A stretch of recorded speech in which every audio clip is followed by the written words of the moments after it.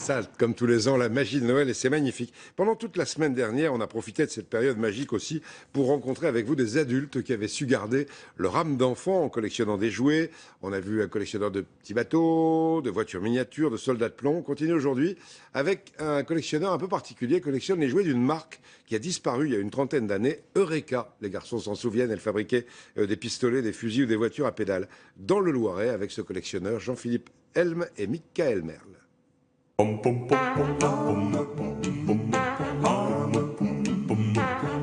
jour, mon père trouve une voiture à pédales Eureka, justement, dans ce qu'on appelait avant les crassiers. Il n'y avait pas, à l'époque, de tri sélectif. Et puis, j'ai apprécié la qualité de fabrication de ce jouet, quoi. Alors là, ici, c'est la réserve, là. La réserve de tout ce qui va être restauré plus tard. Le grenier, juste au-dessus de l'atelier et du stock de pièces détachées. Là, sur une production de 100 ans d'Eureka, ben, j'arrive à tout, il me manque 3 autos, donc c'est peu, quoi. J'arrive à avoir tout ce qui figure, au moins sur les catalogues Eureka. Eureka, traduction j'ai trouvé, comme un hommage aux inventeurs, au génie du jouet. Et hop, bienvenue au musée Eureka. Alors, une des plus vieilles pièces, peut-être la plus vieille, c'est donc ce pistolet. Le premier pistolet à flèche fabriqué par Eureka, qui n'était pas encore Eureka, mais qui s'appelait, comme c'est marqué sur ce pistolet, KB Kratzbusak. Eureka a commencé à fabriquer des jouets juste après la guerre de 1870. À l'époque, il fallait préparer les garçons à toute éventualité, les former au tir, pistolets, mitraillettes, carabines à air comprimé pour les fêtes foraines et à flèche pour les particuliers. Mais également des cibles, et l'ennemi était tout désigné. Mais on regarde ici, vous avez ce qu'on appelle l'allemand. Là, on est entre 3 guerres, entre la guerre de 70, la guerre de 14 et la guerre de 40. Et quand l'enfant tirait dans la tête de l'allemand... À l'époque, les enfants visent la tête de nos voisins, aujourd'hui amis, pour s'amuser. Et à la fin, ça faisait lever un petit drapeau qui est décroché là. Voilà, voilà la tranchée Bosch, ça c'est 1917.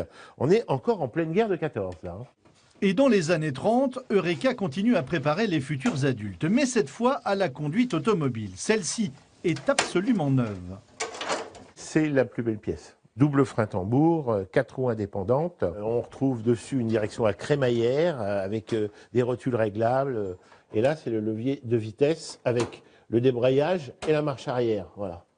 Une voiture à pédales Eureka coûtait environ une année de salaire d'ouvrier. Les modèles s'exportaient. On reconnaît ou pas dans la petite voiture le futur roi Hassan II du Maroc. Dominique a dû traverser l'Atlantique pour récupérer ce bateau à pédales. Une merveille de technologie. Ça, c'est la rareté de chez Eureka. C'est un modèle pour enfants. Ils ont construit un modèle pour adultes également. L'usine a fabriqué des jouets exceptionnels jusqu'en 1982. Un siècle d'excellence. Et puis il y a eu le plastique. Alors les filles, ça y est, vous êtes prêtes, hein? Dominique a passé sa vie à réunir chaque pièce pour immortaliser cette épopée du jouet de qualité. Appuie fort, appuie fort. Vous avez dit qu'il y a plein de gens en France qui gardent, comme ce monsieur, leur âme d'enfant. La bourse de Paris, elle a bien monté depuis ce matin, plus 0,95% à 4098 points. Dans un instant, bien sûr, la douceur des températures et la douceur des vignes d'Elia. À 20h, Gilles Boulot. Et pour nous quitter, aujourd'hui, 16 décembre, on va encore ouvrir une fenêtre de notre calendrier de l'Avent, cette fois sur les illuminations d'Épernay dans la Marne, image de Jean-Loup Lallemand sur les habits de lumière d'Épernay hier soir. C'était superbe. Bon après-midi et à demain.